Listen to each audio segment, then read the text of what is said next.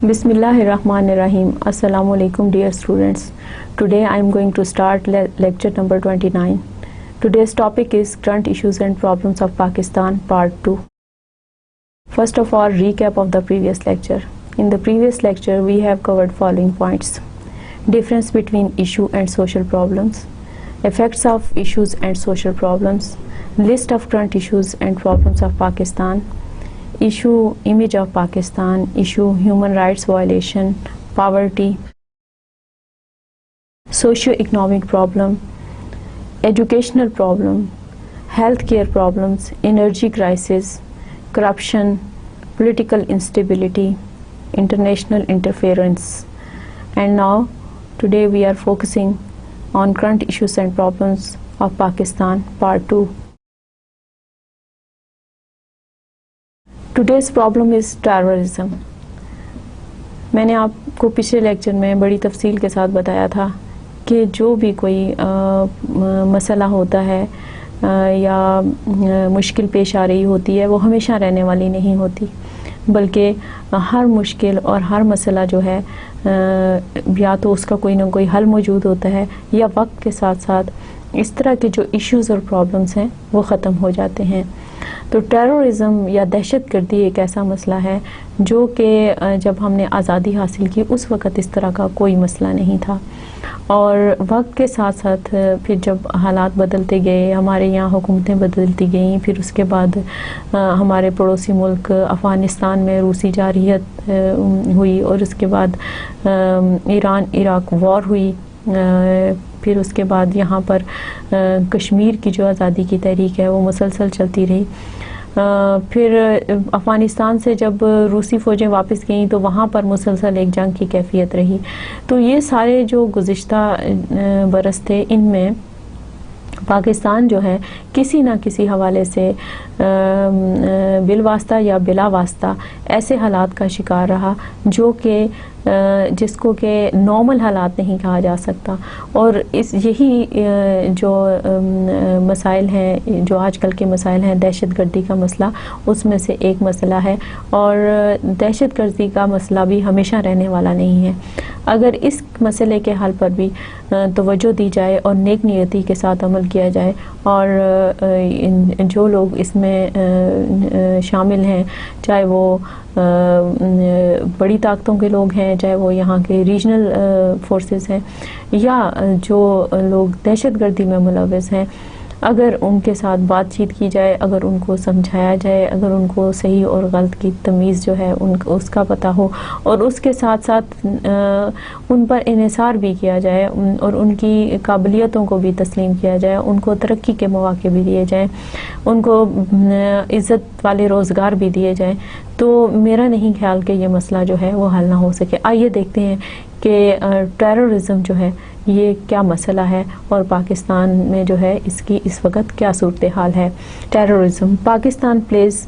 अ की and highly conflicted role in the global war on terrorism. Today, terrorism is threatening the very roots and fabric of Pakistan's nationhood. More tragically, terrorism is Pakistan draws its justification from the very faith which provides the country its ideological basis. The major causes of terrorism in Pakistan are political instability, economic conditions, standard of living and religious extremism. दहशतगर्दी जो है, मैंने आपको पूरे पिछले हालात का एक जायज़ा आपके सामने पेश किया है कि उन हालात के नताइज में पाकिस्तान में दहशतगर्दी का मसला शुरू हुआ, और अब ये ऐसा मसला बनता जा रहा है जिसकी वजह से पाकिस्तान को एक कौम की हैसियत से, एक मुल्क की हैसियत से बहुत सारे ख़तरात और ख़दशात दरपेश हैं। उससे भी ज़्यादा जो एक इस सिलसिले में जो ज़्यादा ख़तरनाक बात है, ख़तरनाक सोच है, वो ये है कि पूरी दुनिया में लोग ये समझते हैं कि हमारा जो मज़हब के साथ इसको जोड़ दिया गया है वो एक इंतहाई ख़तरनाक सूरत हाल है, क्योंकि दहशतगर्दों का या दहशतगर्दी के मसले का किसी भी मुल्क या किसी भी ख़ास कौमियत या किसी भी ख़ास मज़हब के साथ इसका कतन कोई ताल्लुक़ नहीं है। لیکن پاکستان کی جیسے Pakistan is an ideological country, its bases are on the religion of Islam. So اگر یہ کہا جائے کہ جی یہ اس جو مذہب کے ساتھ اس کو اگر ہم جوڑتے ہیں تو یہ پاکستان کی جو آئیڈیولوجی ہے اس کے لیے خطرناک صورت اختیار کر جاتا ہے، اور ہمارے لوگوں کو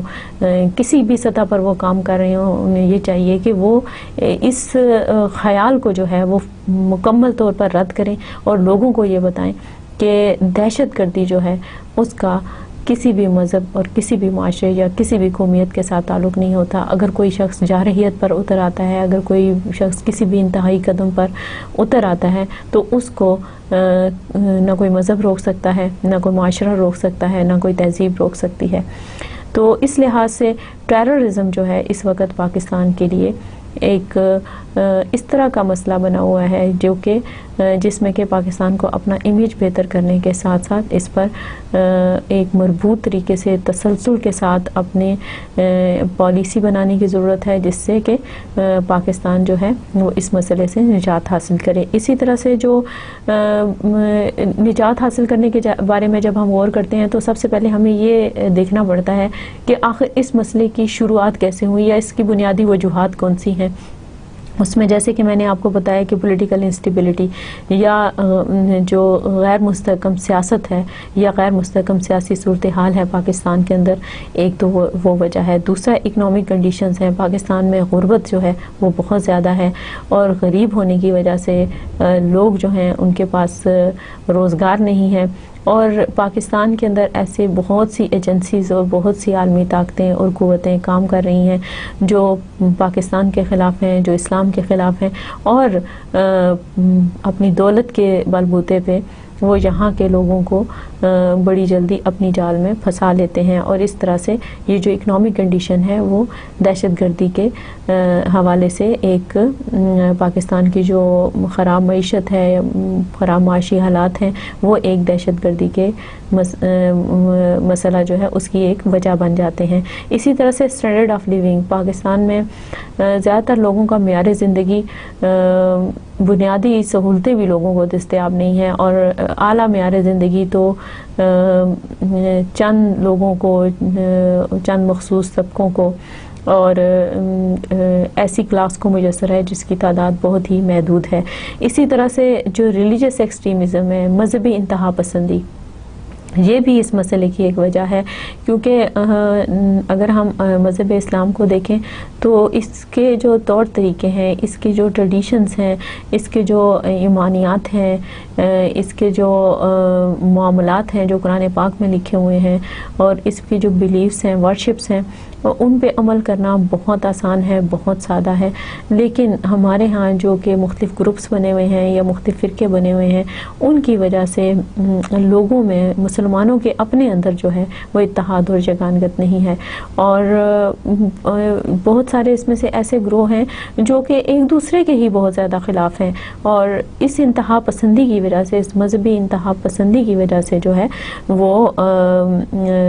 دہشت گردی کے مسئلے کو جو ہے یہاں پر دن بدن جو ہے یہ پھیلتا جا رہا ہے، اور اس کو قابو میں لانا مشکل ہو گیا ہے. اسی طرح سے terrorism is a direct outcome of poverty. Terrorism in Pakistan has become a major and highly destructive occurrence in recent years. The whole world looks at Pakistan as a victim of terrorist activities. یہاں پر میں نے جس مسئلے کی نشاندہی کی ہے اس میں یہ ہے کہ گزشتہ چند برس سے پاکستان کا جو امیج ہے وہ ٹیررزم کے حوالے سے، یا پاکستان کے بارے میں جو انٹرنیشنل میڈیا میں یا انٹرنیشنل کمیونٹی کے اندر جو بات کی جاتی ہے وہ بہت ہی کسی سے ڈھکی چھپی نہیں. اور اس حوالے سے جو یہ بات بتانا انٹرنیشنل کمیونٹی کو، it is very important to tell international community that Pakistan is not the land of terrorist. Pakistan is the victim of terrorist. So this is important to declare this to international community, because it's very important, and main reason being an exploitation through the religious leaders and reaction of the military operations both internally as well as externally. اسی طرح سے the post 9/11 war on terrorism in Pakistan has had two principal elements: the government's battle with jihadi groups banned after the attacks in New York, and the US quest of Al-Qaeda, usually but not always in cooperation with Pakistani forces. اب یہ دیکھیں کہ جس وقت یہ جو دہشت گردی کا مسئلہ ہے، اس کے جو آغاز کے بارے میں اگر ہم اس پہ غور کریں تو جس وقت روسی جارحیت کا ارتکاب ہوا افغانستان کے اندر، اور وہاں پر اس جارحیت کے خلاف وہاں کے لوگوں نے مزاحمت کی اور جن کو مجاہدین کہا گیا، ان مجاہدین کی سپورٹ کے لیے امریکہ، برطانیہ، فرانس اور دوسرے مغربی ممالک اور سعودی عربیہ، مسلمان ممالک نے بھی ان مجاہدین کی مدد کی، ان کو اسلحہ فراہم کیا، ان کو ہر طرح کی سہولتیں دیں. جب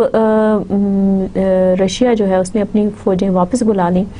تو وہاں پر جو صورتحال پیش آئی، اس کے بعد فوری طور پہ یہ ان طاقتوں کا جو تھا انٹرسٹ اس علاقے میں ختم ہو گیا، اور اس انٹرسٹ کے ختم ہونے کی وجہ سے ان لوگوں کو جو کہ اب جن کا ایک مائنڈ سیٹ بن چکا تھا، کیونکہ انٹینشنلی جو ایک کانسیپٹ آف جہاد ہے that was promoted in those days, اور اس کانسیپٹ کو پھر یا اس پروجیکٹ کو پھر پراپرلی وائنڈ اپ نہیں کیا گیا، اور پھر جو وہاں کے جو اپنے افغانستان کے اندر تو حالات ابھی تک بھی قابو میں نہیں ہیں، اور وہاں پہ مسلسل ایک انتشار کی سی کیفیت ہے. لیکن 9/11 کا جب واقعہ پیش آیا تو خاص طور پہ اس واقعے کے بعد جو القاعدہ اور اس کے جو لیڈرشپ تھی اس کے تلاش کے لیے امریکہ نے اور نیٹو فورسز نے افغانستان پر حملہ کیا، اور اس کے ساتھ ہی پاکستان سے اس سلسلے میں تعاون چاہا. پاکستان کیونکہ اپنے آپ کو ایک عالمی برادری میں ایک پرامن ملک کی حیثیت سے تسلیم کروانا چاہتا تھا اور چاہتا ہے، تو اس سلسلے میں پاکستان نے اس وجہ سے امریکہ کا بھرپور ساتھ دیا. In 2004, the Pakistan Army launched the chase of Al-Qaeda's members in the mountainous area of Waziristan on the Afghan border, and clashes there erupted into a low-level conflict with Islamic militants and local tribesmen, sparking the Waziristan war, and terrorist attacks staged in Pakistan have killed over 35,000 people. آپ اس بات سے اندازہ کر سکتے ہیں کہ 2001 میں 9/11 کا واقعہ پیش آیا، اور 2004 تک پاکستان نے اپنے جو ایسے سرحدی علاقے جہاں سے یہ اطلاعات تھی کہ یہاں پر کوئی دہشت گرد موجود ہیں یا ایسے لوگ موجود ہیں جو شرپسند ہیں، تو پاکستانی افواج نے ان کے خلاف کارروائی کی، اور وزیرستان آپریشن جو ہے جس کو آپ نے خبروں میں بھی سنا ہوگا، آپ اس نام سے بھی واقف ہوں گے، اس میں شمولیت اختیار کی، اور تاکہ پاکستان کو دہشت گردی کے پنجے سے چھڑایا جا سکے. اسی طرح سے آپ یہ دیکھیے کہ پاکستان نے اس حصے میں کتنی قربانیاں دیں، اور تقریباً 35,000 لوگ جو ہیں اب تک شہید ہو چکے ہیں، اور بہت سارے ایسے لوگ ہیں جن میں فوجی بھی ہیں اور سویلین بھی ہیں جو اپنے اعضاء سے محروم ہو چکے ہیں. اور یہ ایک ایسا مسئلہ ہے جس پہ کہ انتہائی توجہ دینے کی ضرورت ہے، کیونکہ اس وقت دہشت گردی تو پوری دنیا میں موجود ہے، لیکن پاکستان وہ واحد اسٹیٹ ہے جو کہ دہشت گردوں کے خلاف بھی کام کر رہی ہے، لیکن اس کے باوجود اس کے اوپر اس کے بارے میں مختلف عالمی لیڈروں کی طرف سے اس طرح کے بیانات دیے جاتے ہیں جو پاکستانی قوم کے لیے اور پاکستانی عوام کے لیے جو کہ دہشت گردی کے خاتمے کے لیے کام کر رہے ہیں ان کے لیے دل آزاری کا باعث ہوتے ہیں. اسی طرح سے prevention and resolving conflicts with Taliban and other religious groups, the government should enter into serious negotiations with Washington on the issue of drone attacks, so that our sovereignty should be preserved, as we reserve the right to undertake action on our own land. A solid timetable of withdrawal from Afghanistan needs to be announced by the US-led forces. یہاں پر حل جو ہے اس طرح سے ذہن میں آتا ہے کہ اس مسئلے کا حل اس طرح سے تلاش کیا جائے کہ اس مسئلے کو حقیقی بنیادوں کے اوپر دیکھا جائے. یہ دیکھا جائے کہ اس وقت جو لوگ دہشت گردی میں ملوث ہیں ان کی اس میں ملوث ہونے کی کیا وجوہات ہیں. آیا وہ اپنی غربت کی وجہ سے اس میں شامل ہیں؟ آیا ان کے اندر کوئی انتقامی جذبہ موجود ہے؟ یا وہ کون سے ایسے مسائل ہیں جو ان کو اس جنگ کی طرف دھکیل رہے ہیں؟ کیونکہ میرا خیال میں کوئی بھی ذرا سا بھی شعور رکھنے والا، سینس رکھنے والا جو انسان ہے وہ امن کے ساتھ زندگی گزارنا چاہتا ہے. وہ اپنے کنبے کے ساتھ، بیوی بچوں کے ساتھ خوشحال طریقے سے زندگی گزارنا چاہتا ہے. اگر اسے گھر پہ روزگار میسر ہے، اگر اس کو دوا کی فکر نہیں ہے، اگر اس کو تحفظ حاصل ہے، تو میرا خیال ہے دنیا میں ہر شخص جو ہے امن سے رہنا چاہتا ہے. تو ایسے لوگوں کی طرف، ایسے لوگوں کے مسائل کی طرف حقیقی توجہ دینے کی ضرورت ہے. اسی طرح سے جو ڈرون اٹیکس ہیں، آپ نے خبروں میں سنا ہوگا، آپ اخبارات میں پڑھتے ہوں گے آج کے، کیونکہ اس لیکچر میں ہم پاکستان کے موجودہ مسائل کے حوالے سے بات کر رہے ہیں. ہو سکتا ہے یہ مسائل جو ہیں کل آنے والے جو حالات ہیں وہ بالکل مختلف ہوں اور عالمی منظرنامہ بدل جائے اور یہ مسائل جو ہیں مسائل نہ رہیں، لیکن فی الوقت یہ ایک ایسا مسئلہ ہے، یعنی ڈرون اٹیکس ایک ایسا مسئلہ ہے جس کی وجہ سے پاکستان قوم کے اندر بہت زیادہ ناراضگی اور غصہ پایا جاتا ہے. کیونکہ اس کی وجہ سے اگر آپ ڈیٹا نکال کر دیکھیں گزشتہ ڈرون اٹیکس کا، تو جن لوگوں کی تلاش میں یہ حملے کیے گئے وہ ان کی ہلاکتوں کی شرح تو بہت کم ہے، لیکن اس کے مقابلے میں جو معصوم شہری ہیں جن کا کوئی قصور نہیں، ان کی ہلاکتوں کی تعداد بہت زیادہ ہے. اور پاکستانی عوام کے غصے کی وجہ یہ ہے کہ ناجائز طور پر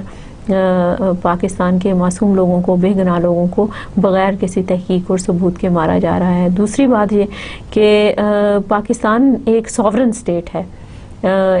ایک آزاد ریاست ہے، اور اپنے اندرونی معاملات جو ہے اس کو سنبھالنا پاکستان کی اپنی ذمہ داری ہے. اپنی سرزمین کے اوپر جو کچھ بھی ہو رہا ہے ان خرابیوں کو دور کرنا پاکستان کی اپنی ذمہ داری ہے، حکومت پاکستان کی ذمہ داری ہے، یہاں کے عوام کی ذمہ داری ہے. تو ہم اپنے مسائل کا حل جو ہے وہ خود چاہتے ہیں، نہ کہ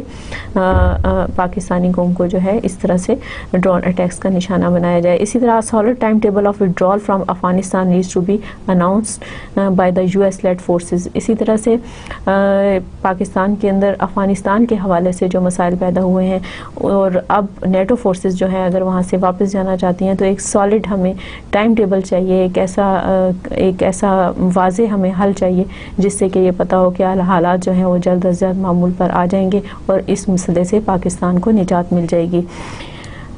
The real solution is to kill the root of terrorism and systematically change the attitude of those people who are involved in terrorism. Military operations against terrorists are also require tactful planning. Education, justice and strong political system can stop the terrorism. So how we can tackle this issue of terrorism? The solution is very simple. We should look into the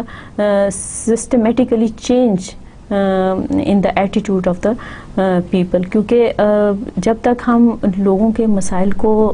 ان سے ان کے مسائل پہ بات نہیں کریں گے، ان سے کے ایٹیٹیوڈ پہ بات نہیں کریں گے،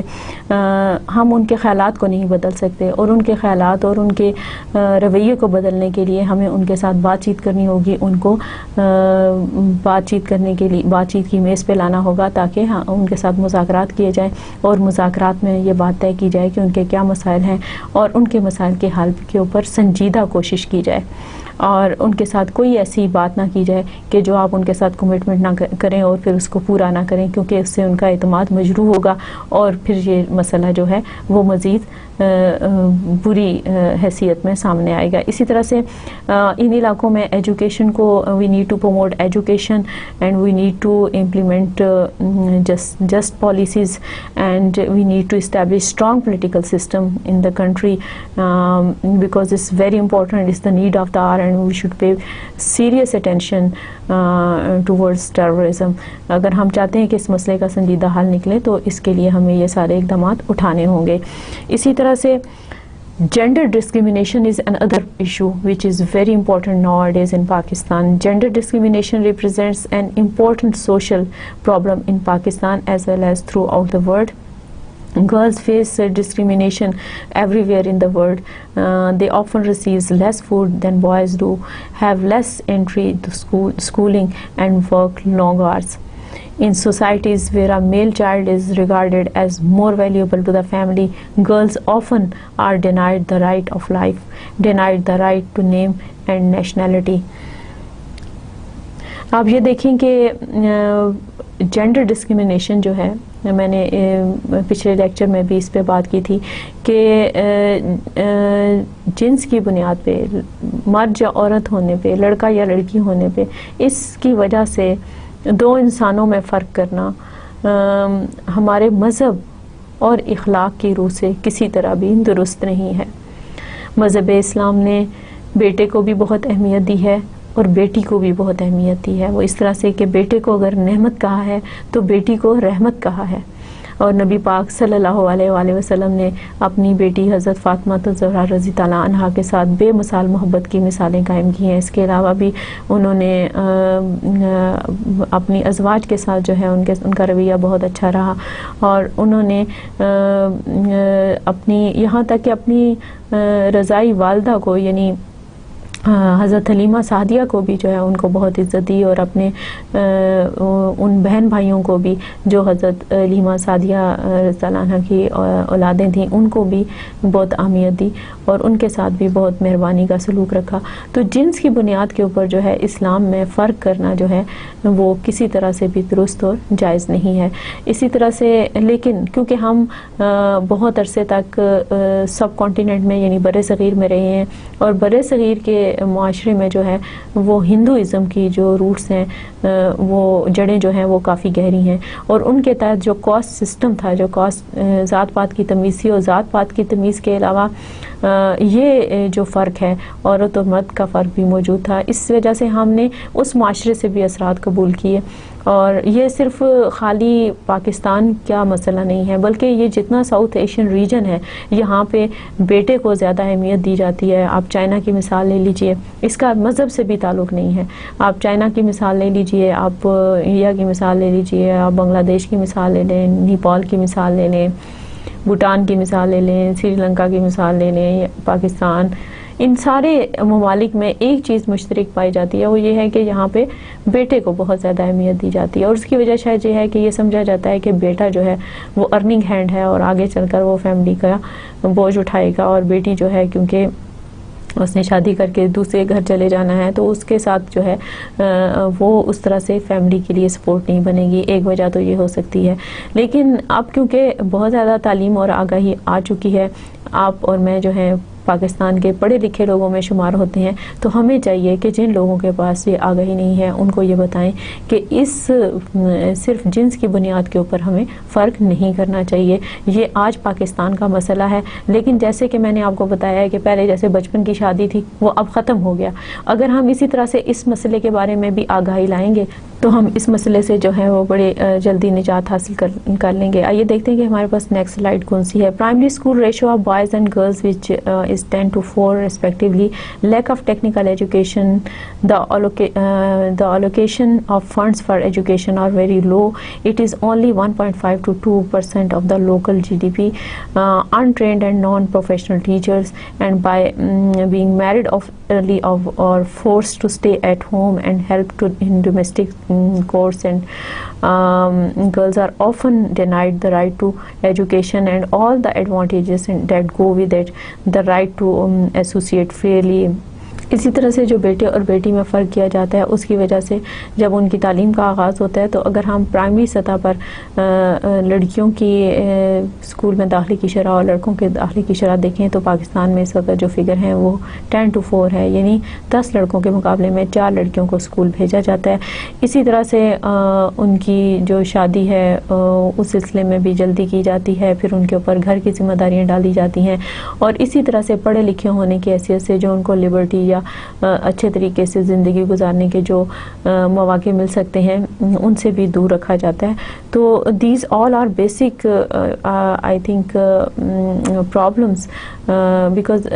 due to gender discrimination we should not look into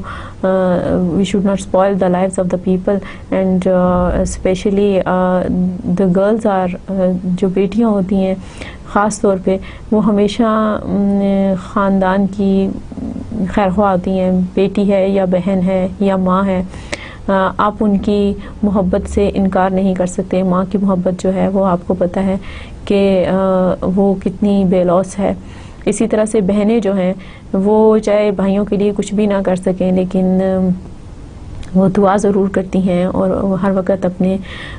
خاندان کی, اپنے میکی کی, بہن بھائیوں کی خیر خواہی چاہتی ہیں. اسی طرح سے بیٹی جو ہے اس کی محبت بھی بہت بے لوث ہوتی ہے اور ایسی ہمیں کئی مثالیں ملتی ہیں. اگر ہم تحریک پاکستان کے حوالے سے ہی دیکھیں تو قائد اعظم کی بہن نے, فاطمہ جناح نے کس طرح سے پاکستان بنانے کے لیے قائد اعظم کا ساتھ دیا. اس طرح سے ہم دیکھ سکتے ہیں ہمارے معاشرے میں اس طرح کی محبت کی, بے لوث اور بے غرض محبت کی کئی مثالیں ملتی ہیں. اور ہم اگر اس مسئلے کو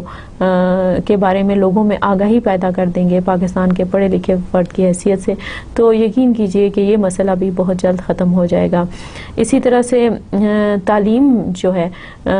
وہ ایک ایسا زیور ہے جس سے آراستہ کرنا, خاص طور پہ لڑکیوں کو آراستہ کرنا بہت ضروری ہے. لڑکوں کے لیے پڑھنا لازمی ہے, اس سے کوئی انکار نہیں, لیکن لڑکیوں کے لیے پڑھنا جو ہے اس سے بھی زیادہ ضروری ہے, اس لیے کہ لڑکا جو ہے وہ صرف آنے والے وقت میں ایک خاندان کا یا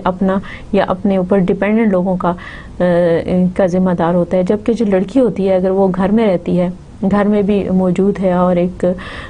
خاتون کی حیثیت سے, خاتون خانہ کی حیثیت سے بھی کام کر رہی ہے, تو اگر وہ پڑھی لکھی ہے تو اس کی سمجھ بوجھ میں فرق ہوگا, اس کا کام کرنے کا طریقہ فرق ہوگا اور وہ اپنے خاندان کو بہتر طریقے سے جو ہے وہ چلا سکے گی اور زندگی کو بہتر طریقے سے گزارنے میں مدد دے گی. اس لحاظ سے لڑکیوں کا تعلیم یافتہ ہونا بہت ضروری ہے. اس کا حل جو میرے پاس ہے وہ یہ ہے کہ government should take following measures: increase education budget, establish more schools and appoint qualified and trained teachers, and technical education must be given to all the classes, promote primary education. اس سلسلے میں جو ہے ہمارے ملک میں تعلیم کو فروغ دینے کی ضرورت ہے, ہمیں نئے اسکول کھولنے کی ضرورت ہے اور ان اسکولوں میں جو ٹیچرز تعینات کیے جائیں ان کا تربیت یافتہ ہونا بہت ضروری ہے. کیونکہ اگر آپ ایک تربیت یافتہ ٹیچر کی اگر آپ پرفارمنس دیکھیں کسی بھی سطح پر, چاہے وہ اسکول ہے, چاہے وہ کالج ہے, چاہے وہ یونیورسٹی ہے, اگر کوئی شخص یا کوئی خاتون یا کوئی ٹیچر جو ہیں اگر وہ بغیر ٹریننگ کے پڑھانے کے لیے ڈائریکٹ اگر کلاس میں چلے جاتے ہیں تو ان کی پرفارمنس جو ہے اس ٹیچر کے مقابلے میں کم ہوگی جو کہ ایک ٹرین ٹیچر ہوگا. تو ہمیں چاہیے کہ اس ملک میں تعلیم کو فروغ دینے کے لیے نہ صرف اسکول کھولے جائیں بلکہ اس میں تربیت یافتہ اساتذہ جو ہیں ان کو تعینات کیا جائے تاکہ وہ جینڈر ڈسکریمنیشن کے مسئلے کو سمجھتے ہوئے اس مسئلے کو حل کریں, کیونکہ ہر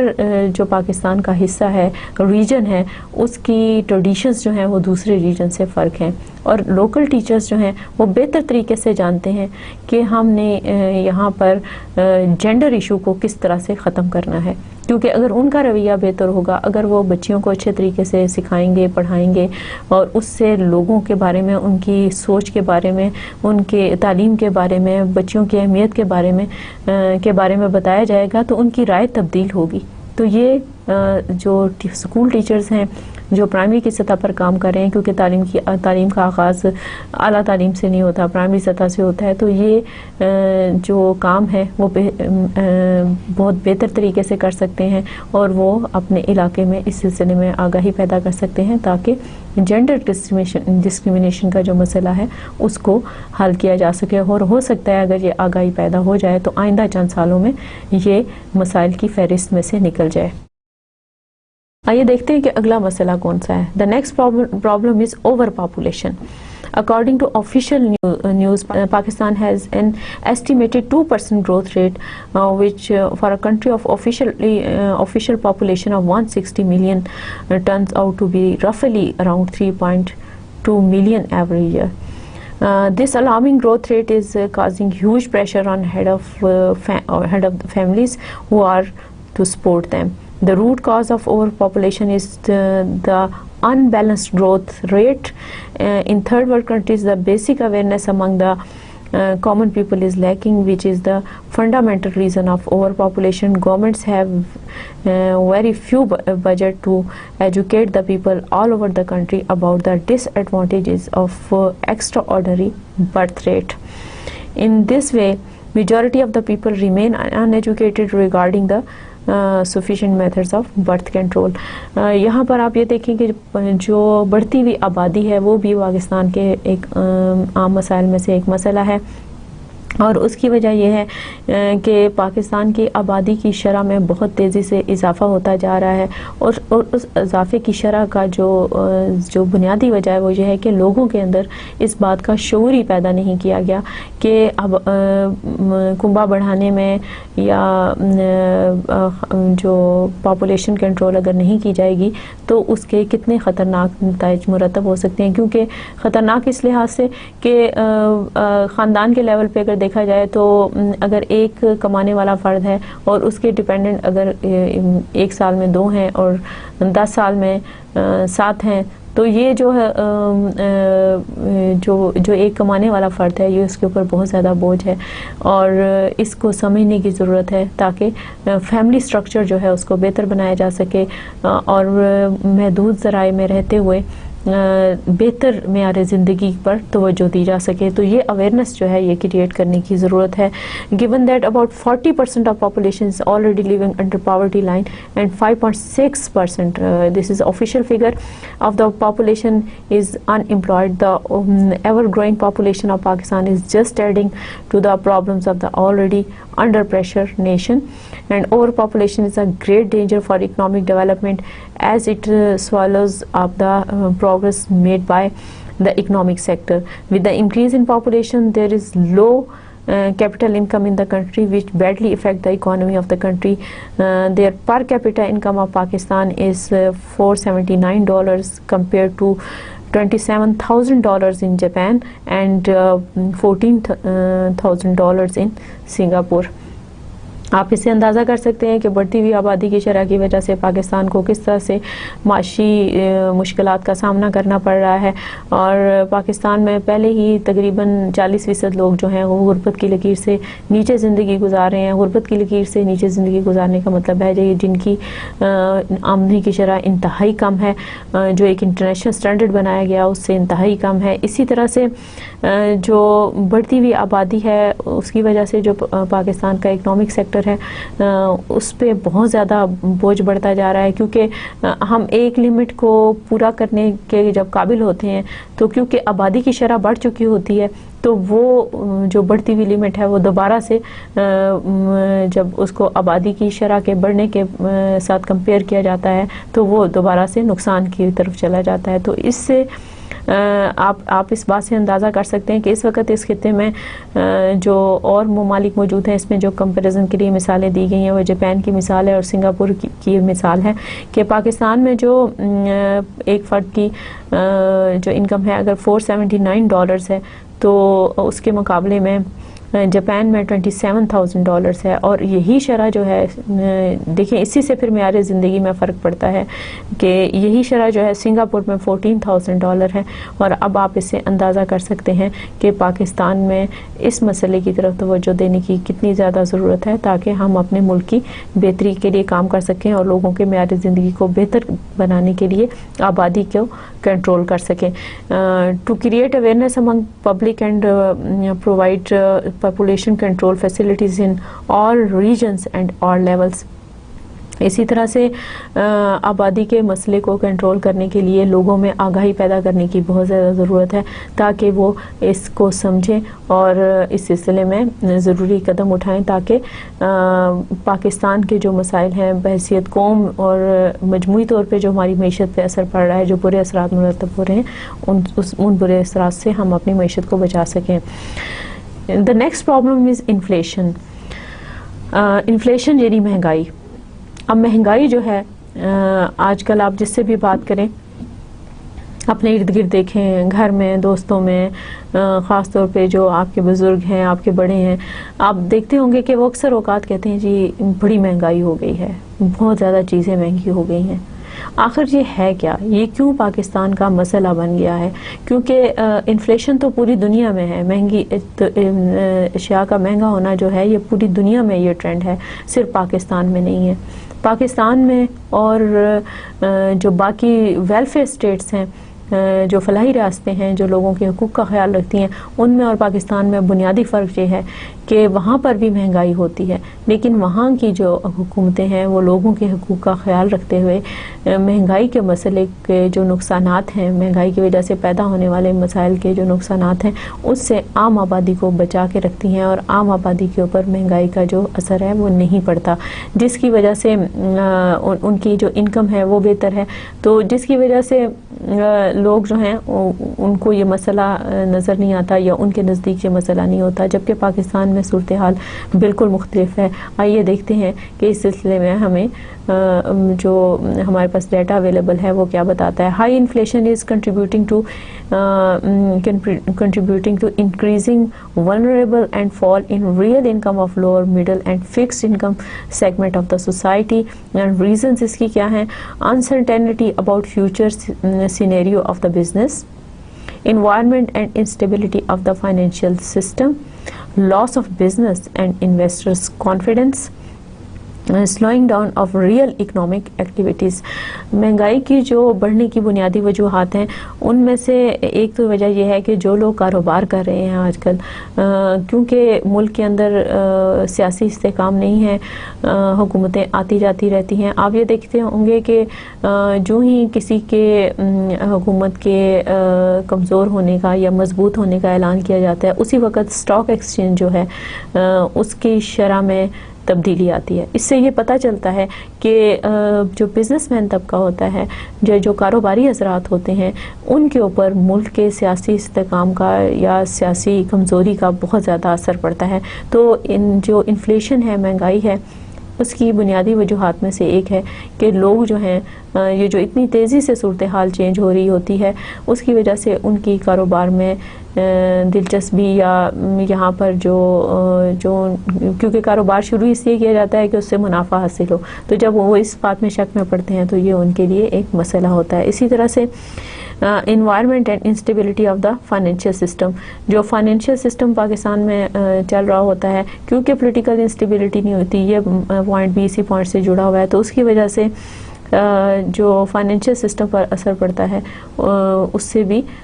جو بزنس انڈسٹری اور کامرس ہے وہ متاثر ہوتے ہیں۔ اسی طرح سے loss of business and investors confidence,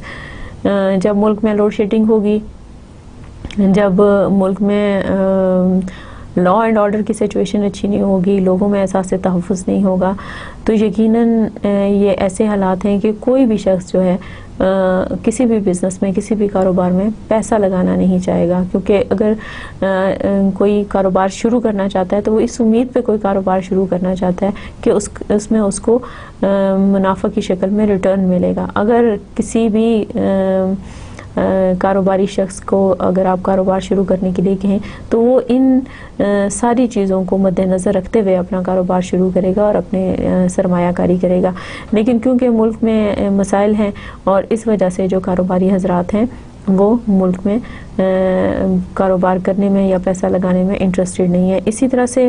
جو ہماری اکنامک ایکٹیویٹیز ہیں، کیونکہ یہ سارے نکات ایک دوسرے سے جڑے ہوئے ہیں، ایک وجہ ہے تو اس وجہ کے ساتھ باقی یہ چیزیں جڑی ہوئی ہیں، تو اسی طرح سے جو اکنامک ایکٹیویٹیز ہیں وہ ماند پڑ جاتی ہیں۔ جو ملک میں معاشی سرگرمیاں ہو رہی ہوتی ہیں، اگر ملک میں بزنس نہیں ہو رہا، اگر ملک میں کارخانے نہیں چل رہے، اگر ملک میں لوگ مزید انویسٹمنٹ کرنے کے لیے تیار نہیں ہیں، تو ظاہر ہے کہ جو بزنس ایکٹیویٹیز ہیں وہ بھی اکنامک ایکٹیویٹیز جو ہیں وہ بھی سلو ڈاؤن ہو جائیں گی، وہ بھی کم ہو جائیں گی، تو یہ ایسی صورتحال ہے۔ پھر اگر یہ بزنس ایکٹیویٹیز ختم ہوتی ہیں تو ظاہر ہے کارخانے بند ہونا شروع ہو جاتے ہیں۔ جب کارخانوں میں سے چیزیں بننا ختم ہوتی ہیں تو جو موجود چیزیں ہوتی ہیں وہ مہنگی ہونا شروع ہو جاتی ہیں، اور یا ان کے اوپر یا ان لوگوں کی جو رسائی ہے ان تک محدود ہوتی جاتی ہے، اور پھر ہر بندہ جو ہے اگر وہ کوئی پروڈکٹ حاصل کرنا چاہتا ہے تو پھر وہ مہنگے داموں جو ہے وہ فروخت ہونا شروع ہو جاتی ہیں۔ تو مہنگائی کی یہ وجوہات ہیں۔ اس کا حل کیا ہو سکتا ہے، آئیے دیکھتے ہیں۔ To control wastage of resources and reduce inflation, improve monetary policies and coordination, set short-term targets, choice of appropriate monetary policy instrument, strengthening regulatory bodies to break down monopoly elements and other arrangements hindering price to adjust. یہاں پہ جو اس کے حل جو ہیں جو پیش کیے گئے ہیں ماہرین کے یہ پیش کردہ حل ہیں، کیونکہ ان لیکچرز میں جتنی بھی انفارمیشن شامل کی جاتی ہے وہ ایسے حوالوں سے، ایسی بک سے لی جاتی ہے، ایسے جرنل سے لی جاتی ہے، ریسرچ جرنل سے لی جاتی ہے جو کہ جن میں کہ ویلڈ اور سالڈ انفارمیشنز ہوتی ہیں۔ تو اس حوالے سے جو ماہرین نے اس مسئلے کا حل بتایا ہے، مہنگائی کے مسئلے کا حل بتایا، وہ یہ ہے کہ اس طرح کا نظام یہاں پر بنانے کی ضرورت ہے جس کی وجہ سے ایک تو یہ کہ جو کارخانے ہیں یا جو اشیاء کی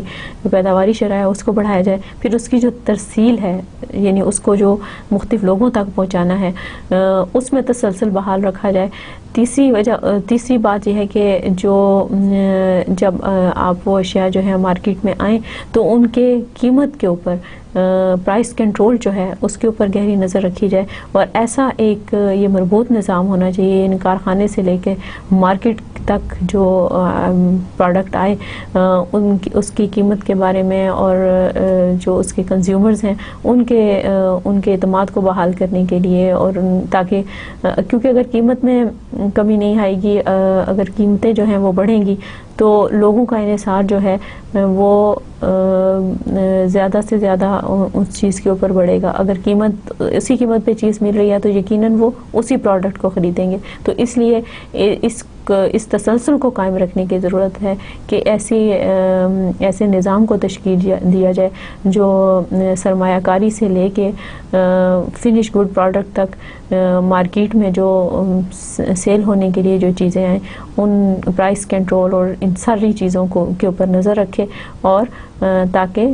جو مختلف لوگ ہیں، جو مختلف خطوں میں رہنے والے لوگ ہیں، جو پاکستان کے مختلف حصوں میں رہنے والے لوگ ہیں، ان کو ایک ہی قیمت اور ایک ہی معیار کی اشیاء جو ہیں وہ ہر جگہ دستیاب ہوں، اور اس طرح سے مہنگائی کے مسئلے پر قابو پایا جا سکے۔ اس سے اگلا جو مسئلہ میرے پاس ہے وہ ہے ان employment. We are discussing Pakistan's current issues and problems, and next problem is unemployment. Unemployment is one of the biggest problem of Pakistan. A person who has ability to do work and is willing to do work is unable to get job opportunity. In the current situation, more than 30 lakh people are unemployed in Pakistan, and unemployment ratio is more than 12%. The biggest reason of unemployment in Pakistan is concerned with the backwardness of agriculture sector. اب یہ دیکھیں کہ ملک میں جو بے روزگاری کی شرح ہے اس کے بارے میں بات کی گئی ہے، اور ملک میں بے روزگاری کے مسئلے کو پاکستان کا ایک بہت بڑا مسئلہ قرار دیا گیا ہے۔ یہ صرف پاکستان میں صورتحال نہیں ہے، جب سے انٹرنیشنل فائنینشیل کرنچ کا آیا ہے اور بین الاقوامی سطح پر ایک معاشی مندی یا بدحالی پھیلی ہے، اس کی وجہ سے پوری دنیا میں اس وقت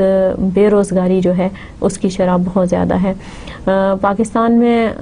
کیونکہ پہلے ہی بہت زیادہ مسائل ہیں تو اور اس مسئلے میں اضافے کی وجہ سے جو ہے صورتحال مزید سنگین ہو جاتی ہے۔ اس لحاظ سے پاکستان کے جو بہت سارے لوگ ہیں وہ ڈیپینڈنٹ ہیں، یعنی کسی نہ کسی کے اوپر انحصار کر رہے ہیں، اور خود جو ہے وہ ارننگ ہینڈز نہیں ہیں۔ تو یہ ایک ایسا مسئلہ ہے جو کہ پاکستان کے لوگوں کے لیے ایک سنگین صورتحال اختیار کرتا جا رہا ہے، اور خاص طور پہ جو ایگریکلچر سیکٹر کے ساتھ وابستہ لوگ ہیں ان میں اگر بے روزگاری پھیلتی ہے تو پھر آپ کو پتہ ہے کہ کیونکہ پاکستان کی جو معیشت ہے agriculture is the backbone of پاکستان's اکانومی، تو اس سے اوور آل جو ملک کی اکانومی ہے اس کے اوپر برے اثرات مرتب ہوتے ہیں۔ تو اس کے ساتھ ساتھ جو لوگوں کی بے روزگاری ہے اس کی وجہ سے گھر گھر میں ایک بے چینی اور پریشانی پھیلتی ہے، اور ان امپلائمنٹ کی وجہ سے، پاورٹی کی وجہ سے دیگر جو معاشی مسائل ہیں، معاشرتی مسائل ہیں وہ جنم لینے لگتے ہیں۔ تو اس لحاظ سے بے روزگاری پہ مسئلے پر قابو پانے کے لیے جو ہے وہ فوری توجہ دینے کی ضرورت ہے۔ Industrial sector is the second largest sector of our economy and contributes 90% to national income. This sector should employ a large number of labour. اب اگر ملک کے اندر انڈسٹری کو پروموٹ کیا جاتا ہے، پہلے جو ہمارے پاس اندازے ہیں، جو فگر میرے پاس موجود ہے وہ یہ ہے کہ پاکستان میں جو روزگار کی 90% شرح ہے وہ کارخانوں میں ہے، یعنی کارخانوں میں جو لوگ کام کرتے ہیں اور جن کا روزگار جو ہے وہ کارخانوں سے وابستہ ہے۔ لیکن کیونکہ ملک میں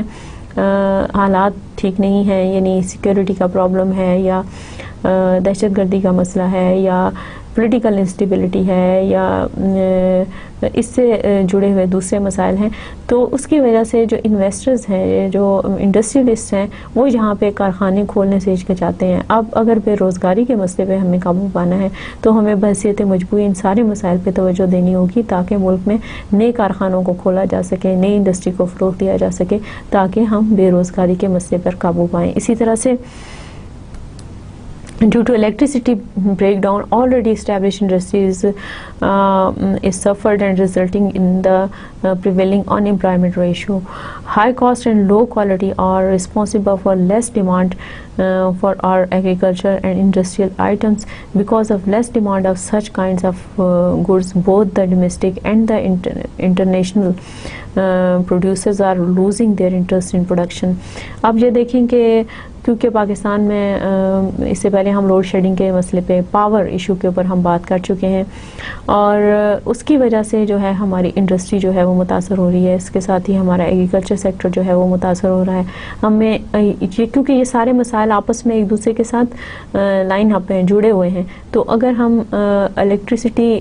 سے ریلیٹڈ یا پاور ایشو سے ریلیٹڈ جو مسائل ہیں اگر ہم ان پہ توجہ دیں گے اور ایک تسلسل کے ساتھ ان سیکٹرز کو اگر بجلی فراہم کی جاتی رہے گی تو یقیناً کارخانے بند نہیں ہوں گے اور لوگوں کے روزگار میں اضافہ ہوگا۔ And what is the solution now we have regarding this issue? It is we should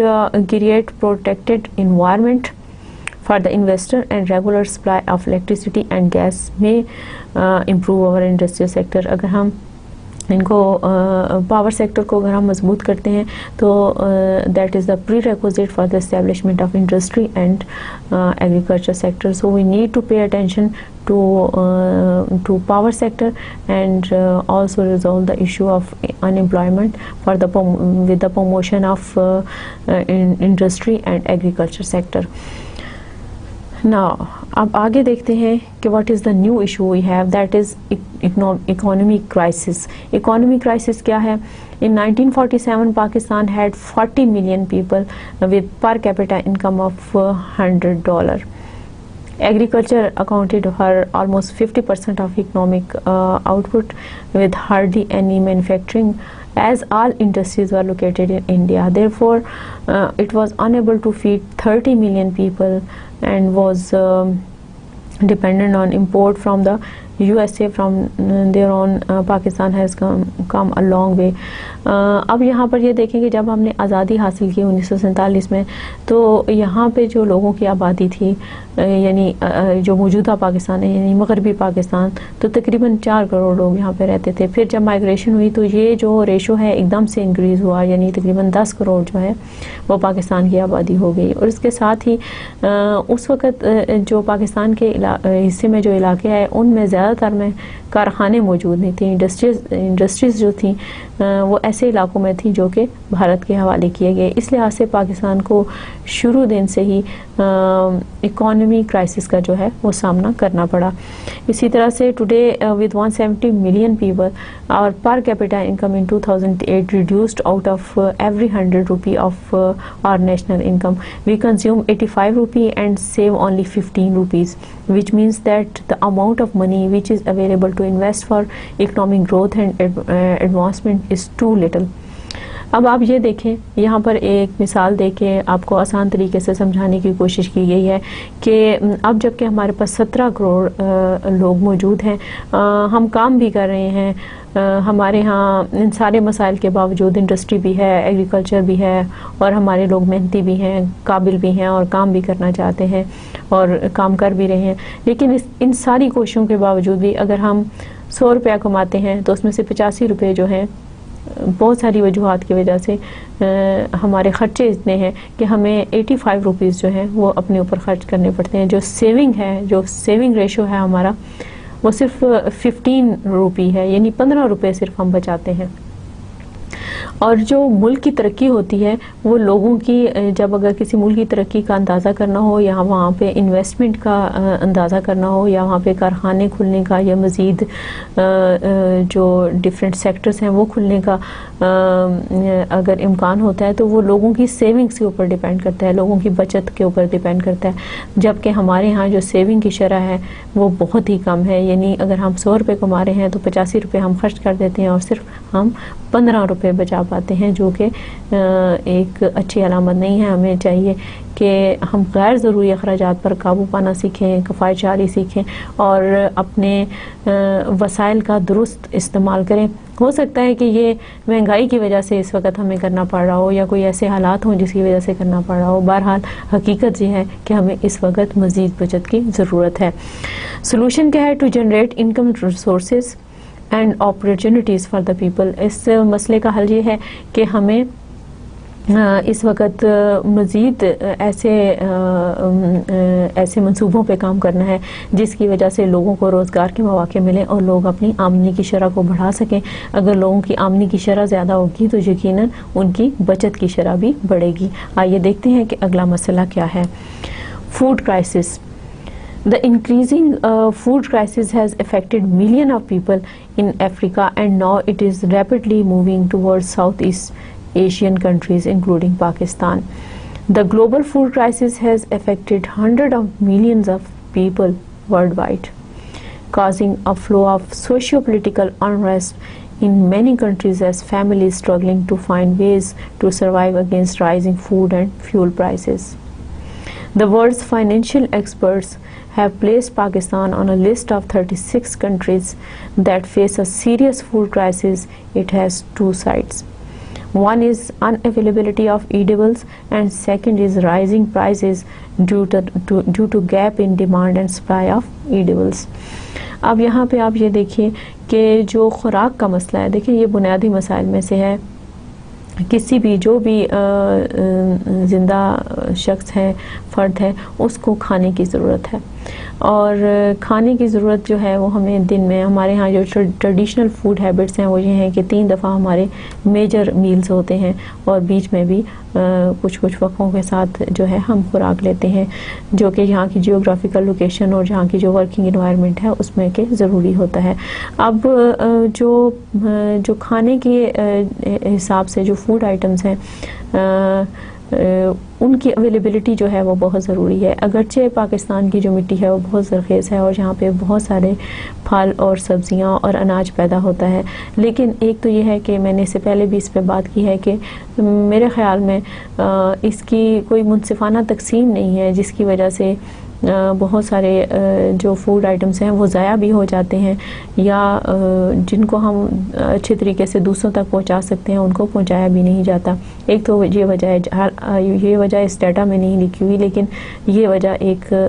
ہو سکتی ہے. دوسرا یہ کہ جو افریقن کنٹریز ہیں وہاں پہ اب اگر آپ ان کے حالات کا جائزہ لیں تو وہاں کے حالات بہت ہی برے رہے ہیں. آپ کو ایتھوپیا کا یاد ہوگا کہ وہاں کے لوگوں کی کس طرح سے جو ہے وہاں پہ خوراک کی کمی کی وجہ سے ان کے کیا حالات ہوئے. ابھی تک اس طرح کی ویڈیوز، اس طرح کی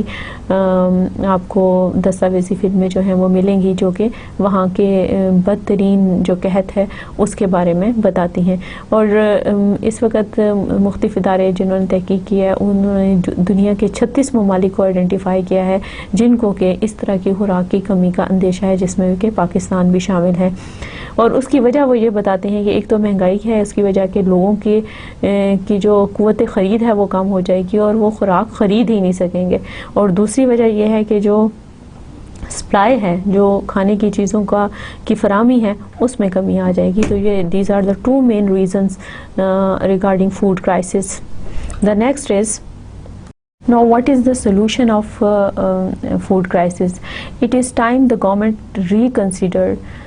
its priorities and keeping aside its history of neglect and indifference, made concerted efforts to refresh the farming sector to ensure food security for all citizens. What we need is nothing short of a model shift that views hunger as a national security threat. اب دیکھیے کہ یہاں پر جو اس کا حل ہے جو ماہرین نے لکھا ہے اور جو ماہرین نے بتایا وہ یہ ہے کہ اس وقت گورنمنٹ آف پاکستان کو چاہیے کہ وہ بہت سنجیدگی سے اس مسئلے کی طرف توجہ دیں تاکہ آنے والے حالات میں ہم اس طرح کے سنگین مسائل کا سامنا کرنے سے بچ سکیں اور ہم اپنے شہریوں کو، اپنے لوگوں کو بھوک کے جو مسائل ہیں اس سے بچا سکیں، کیونکہ اگر ہم دنیا کی تاریخ کا مطالعہ کریں تو سب سے زیادہ جنگوں کا جو باعث بنا ہے، جو وجہ بنی ہے جنگوں کی، وہ قحط ہے یا بھوک ہے۔ تو یہ جو چیز ہے وہ ملکوں کو نگل لیتی ہے، ملکوں میں مسائل کھڑے کر دیتی ہے، تو ہمیں اس مسئلے سے بچنے کی بہت زیادہ ضرورت ہے اور ہمیں اس مسئلے کی سنجیدگی کو دیکھتے ہوئے اس کے حل کی طرف فوری توجہ دینے کی ضرورت ہے۔ The next problem is political problems. Due to political instability, Pakistan's economic and social growth has been reduced. The root cause of Pakistan political distress lies in its feudal and the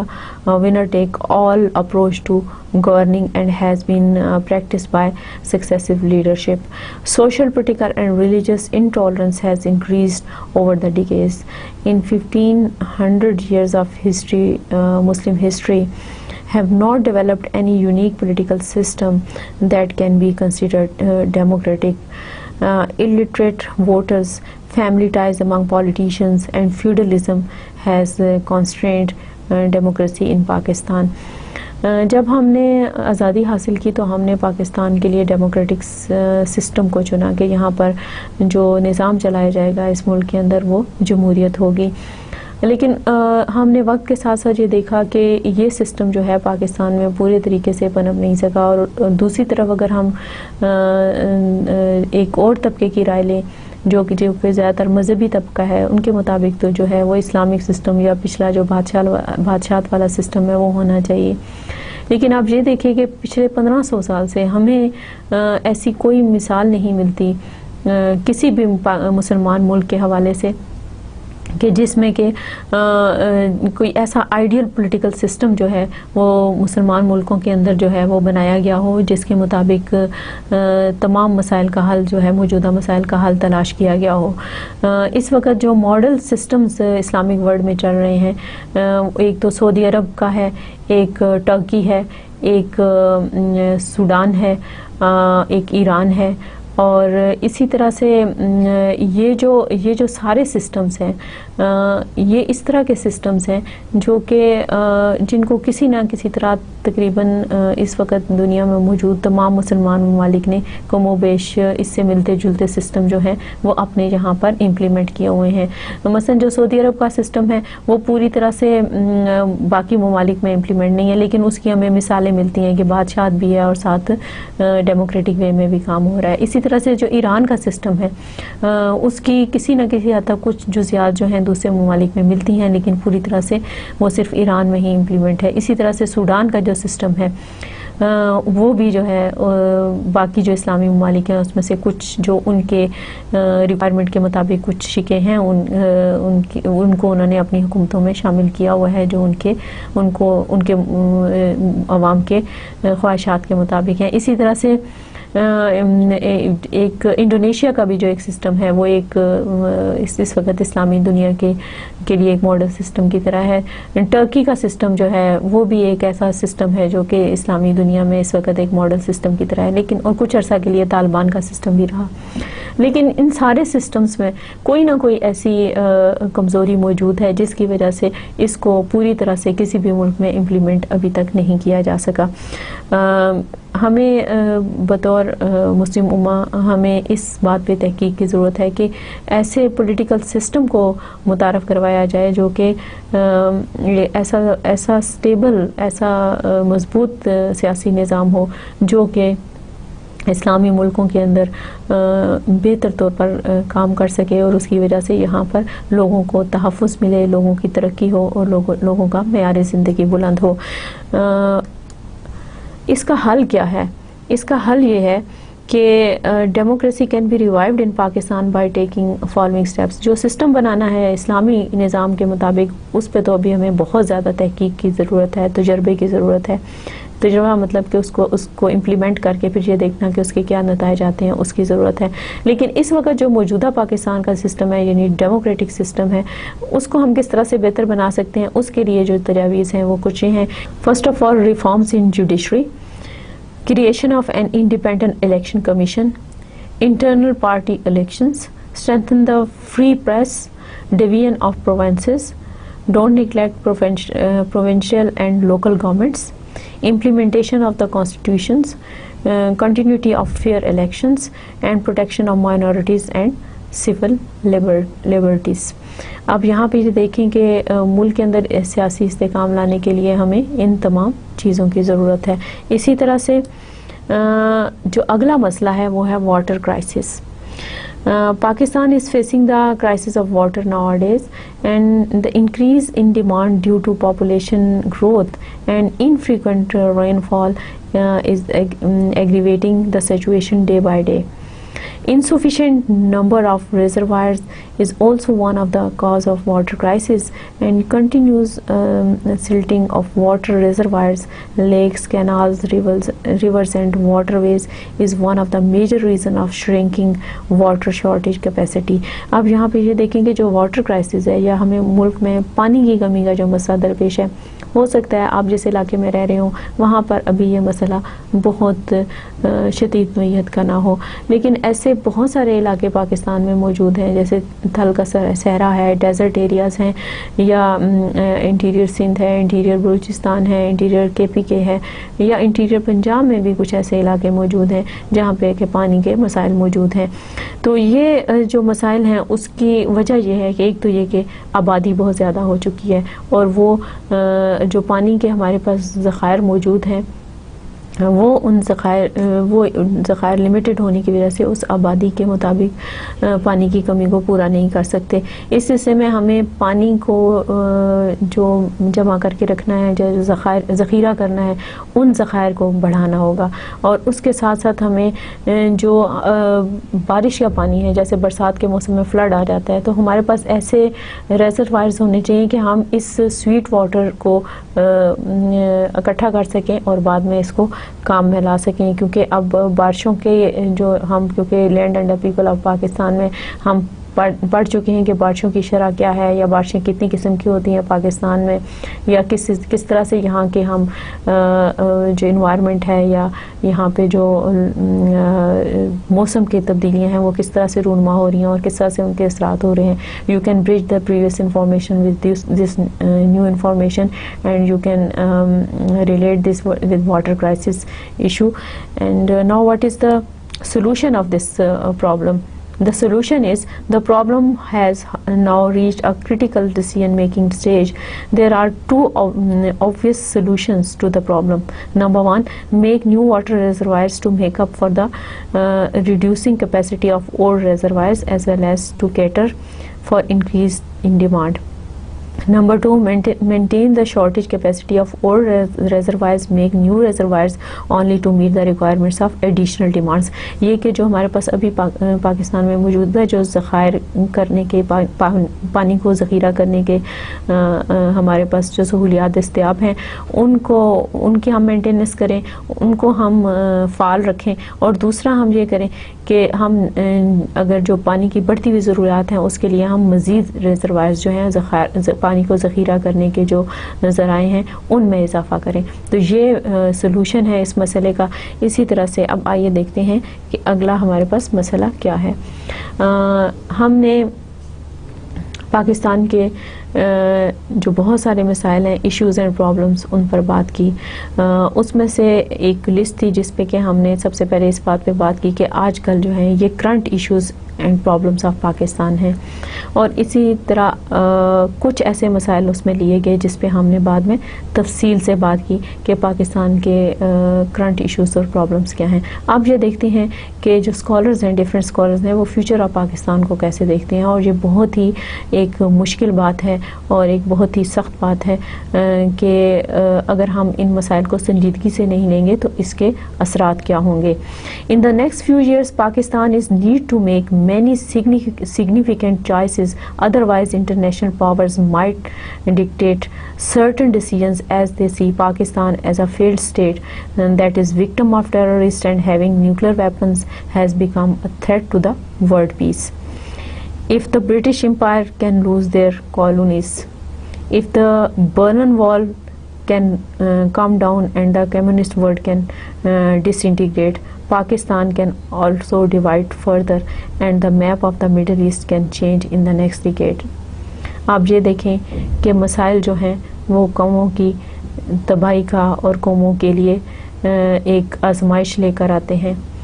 اور مسائل کی ہی وجہ سے قومیں جو ہیں وہ برے حالات کا شکار ہوتی ہیں. یہاں پر ہمارے سامنے بڑی بڑی عظیم مملکتوں کی مثالیں موجود ہیں کہ برطانیہ کی حکومت کا جو سورج ہے وہ کہیں غروب نہیں ہوتا تھا، لیکن مسائل جب شروع ہوئے تو اب برطانیہ جو ہے وہ سمٹ کر ایک چھوٹی سی جگہ پہ آ گیا جس کا رقبہ جو ہے وہ اب ہمارے ایک صوبے کے برابر ہے. اسی طرح سے اگرچہ اس کی کالونیز ابھی مختلف جگہوں پہ دنیا میں اور مختلف جگہوں پہ موجود ہیں، لیکن پھر بھی جو کروفر پہلے تھا وہ ختم ہو گیا. اسی طرح سے جو کمیونسٹ ورلڈ ہے اس میں سائنس اینڈ ٹیکنالوجی کے لحاظ سے USSR جو تھا وہ دنیا میں سب سے آگے تھا، لیکن اکنامک ڈکلائن کی وجہ سے یا سوشل سیکٹر میں زیادہ توجہ نہ ہونے کی وجہ سے وہ ورلڈ پالیسیز کو نہ سمجھ سکا. ان کا جو انٹرنیشنل سینس تھا میرا خیال ہے وہ اس نے زیادہ کام نہیں کیا، and due to these reasons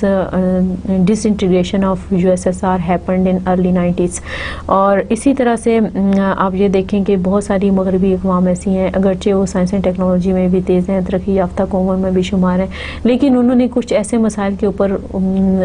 اس وقت توجہ نہ دی جب ان کو توجہ دینے کی ضرورت تھی، تو انہوں نے پھر اس کے نتائج کا بھی سنگین نتائج کا بھی انہیں سامنا کرنا پڑا. ہمیں بھی چاہیے کہ ہم اس وقت جو مسائل درپیش ہیں، میں نے اسی لیے اس لیکچر کے لیکچر نمبر 1 جو تھا current issues and problems of Pakistan part 1، اس کے شروع میں انٹروڈکشن دیتے ہوئے ہی آپ کو بتایا تھا کہ پاکستان کے اس وقت جو مسائل ہیں، اگرچہ اس میں بہت ساری تلخ باتیں بھی ہیں، ہمیں مسائل کو دیکھتے ہوئے ہمیں یوں لگتا ہے کہ شاید پاکستان میں ہر طرف مسائل ہی مسائل ہیں، تو ایسا نہیں ہے، ایسا ہرگز نہیں ہے. پاکستان میں بہت ساری اچھی باتیں ہیں، لیکن مسائل پہ بات کرنے کا مقصد یہ ہے کہ آپ کو یہ ریئلائز کرایا جائے، یہ محسوس کرایا جائے کہ ان مسائل کا حل جو ہے وہ تلاش کرنا ضروری ہے، بصورت دیگر ہمیں مستقبل میں زیادہ سنگین حالات کا سامنا کرنا پڑ سکتا ہے. Possible solutions for Pakistan is to make sure that Pakistan not only survives but also grows and thrives and join the modern world by becoming a progressive and democratic state. They need to take following steps. Pakistan نے صرف قائم ہی نہیں رہنا بلکہ پاکستان نے آگے بھی بڑھنا ہے اور پاکستان نے ترقی بھی کرنی ہے. آئیے دیکھتے ہیں کہ ہمارے پاس کیا حل موجود ہیں. The gap between the rich and the پور ہیز ٹو ڈیکریز. ہمیں سب سے پہلے امیر اور غریب کے درمیان فرق کو ختم کرنا چاہیے. فرق کو اس طرح سے ختم کرنا چاہیے کہ ان کی بھی جو امیر ہیں ان کو چاہیے کہ وہ وسیع القلبی کا مظاہرہ کریں اور غریبوں کو جو ہے وہ ان کے لیے ان کو کام دیں، ان کے لیے روزگار کا انتظام کریں، ان کے دکھ اور تکلیف اور بیماری کو دور کریں، ان کے لیے ان کو رہائشی سہولتیں دیں، ان کو لباس کی سہولتیں دیں، ان کو خوراک کی سہولتیں دیں تاکہ وہ ملک کی ترقی کے دھارے میں شامل ہو سکیں. پہلی بات یہ. دوسرا یہ the curriculum of schools need to be reviewed so that children can receive scientific and balanced education in their mother tongue. In addition, they need to develop critical and creative thinking. یہاں پہ this is a very important point. We need to revise the curriculum of the schools and we need to promote regional languages as well. اور میں نے آپ کو پہلے بتایا ہے کہ دنیا میں پاکستان واحد ملک ہے جہاں پہ کہ جو مادری زبان ہے اس میں تعلیم نہیں دی جاتی، تو ہمیں پرائمری کی سطح پر اس طرح کا نظام متعارف کروانے کی ضرورت ہے جس سے کہ ہم پاکستان کے جو پرائمری لیول کے جو ایجوکیشن ہے اس کو پروموٹ کر سکتے ہیں. Health care education and free health care needs to be provide provided to all citizens. اسی طرح سے صحت سے متعلق جو مسائل ہیں ان کے اوپر بھی فوری توجہ کی ضرورت ہے تاکہ ان مسائل کے اوپر قابو پا کر لوگوں کو ہیلتھ کیئر ایجوکیشن جو ہے وہ دی جا سکے تاکہ وہ بہتر صحت کے ساتھ بہتر طریقے سے کام کر سکیں اور اپنے جو ان کی ذمہ داریاں ہیں ان کو بہتر طریقے سے نبھا سکیں. Number 4, the Pakistani constitution has to fully implemented so that all citizens, especially women and minorities, are to be given equal rights. یہاں پر جو چوتھا سٹیپ ہے وہ یہ ہے کہ پاکستان کا جو آئین ہے وہ ایک بہت ہی پرفیکٹ آئین ہے, بہت اچھا ڈاکومنٹ ہے, اور اس میں تقریباً اس ملک میں رہنے والے تمام لوگوں کے حقوق کا تحفظ کیا گیا ہے. اور اگر اس میں کوئی غلطی ہے یا کہیں کسی چیز کا ذکر موجود نہیں ہے تو ہمارے جو قانون ساز ادارے ہیں, ہماری جو لیجسلیٹو باڈیز ہیں, ہماری قومی اسمبلی ہے, ہماری سینٹ ہے, ان کو اس سلسلے میں کام کرنے کے بعد جو ہمارے تمام شہری ہیں ان کو بنیادی حقوق کی فراہمی جو ہے اس کا جو ہے وہ ضمانت دینی چاہیے. اور دوسرا خاص طور پر خواتین اور جو اقلیتیں ہیں ان کے حقوق کا خیال رکھنا چاہیے. Number 5, Pakistan needs to become aware of their own culture, traditions and identity. ہمیں دوسرے کلچرز اور دوسرے جو نظام ہیں ان کے بجائے جو ہماری ٹریڈیشنل ریکوائرمنٹس ہیں یا کلچر ریکوائرمنٹس ہیں ان کے اوپر توجہ دینی چاہیے, اور ہمیں اپنے مسائل کا حل تلاش کرنے میں انہی کے اسٹڈیز کو اسٹڈی کرنا چاہیے جو کہ ہماری ٹریڈیشنز کے مطابق ہیں یا ہمارے معاشرے کے مطابق ہیں. مثلاً اگر ہم کسی ویسٹرن ملٹی نیشن کی کیس اسٹڈی کو اگر ہمارے بزنس کے اسٹوڈنٹ جو ہیں اگر وہ اسٹڈی کرتے ہیں تو وہ اس کو ہمارے معاشرے کے اوپر امپلیمنٹ نہیں کر سکتے. یہ اس لیے یہ بات کہی گئی ہے کہ ایجوکیشن ہے یا ریسرچ ہے یا کوئی بھی ایسا قانون ہے, ہمیں یہ دیکھنا چاہیے کوئی بھی ایسی نئی چیز ہے ہمیں اس کو یہاں پہ اس کو لاگو کرنے سے پہلے, یہاں پہ رواج دینے سے پہلے ہمیں یہ دیکھنے کی ضرورت ہے کہ کیا وہ ہمارے ماحول کے مطابق ہے یا کیا وہ ہماری ٹریڈیشنز اور روایات کے مطابق ہے. اسی طرح سے all political parties need to present their 5 to 10 year plan to deal with serious economic, religious and social problems so that people know which party will serve them the best. اسی طرح سے جو ہماری سیاسی جماعتیں ہیں ان میں سے میں یہی کہوں گی کہ ہر ایک نے اپنے دور اقتدار میں بہتر طریقے سے کام کرنے کی کوشش کی ہے, لیکن کچھ ایسے حالات پیدا ہو جاتے ہیں جو کہ مختلف لوگوں کو مختلف فیصلے لینے پہ مجبور کرتے ہیں یا کوئی مخصوص حالات کے تحت ایسے فیصلے لیے جاتے ہیں جو کہ بعد میں آنے پہ پتہ چلتا ہے کہ یہ قوم کے لیے مفید تھے یا نہیں تھے, اور اس کی وجہ سے کسی کے اچھا یا برا ہونے کے بارے میں ہم طے کر لیتے ہیں. تو جو پولیٹیکل پارٹیز ہیں اس وقت ملک میں انہیں چاہیے کہ وہ اپنے 5 سالہ یا 10 سالہ ایسے منصوبوں کا اعلان کریں جو کہ ملک کی بہتری کے لیے ہوں تاکہ عوام کے لیے یہ سہولت ہو جائے کہ وہ ان کے بارے میں بہتر فیصلہ کر سکیں. Now it's the time for the summary of the lecture. Today we have covered following points. First of all, terrorism, overpopulation, inflation, unemployment, economic crisis, food crisis, political problems, water crisis, future of Pakistan and possible solutions. Now it's time for the quote of the day. Today's quote is, I believe that if you show people the problems and you show them the solutions, they will be moved to act. That's all for today. Thank you. Allah Hafiz.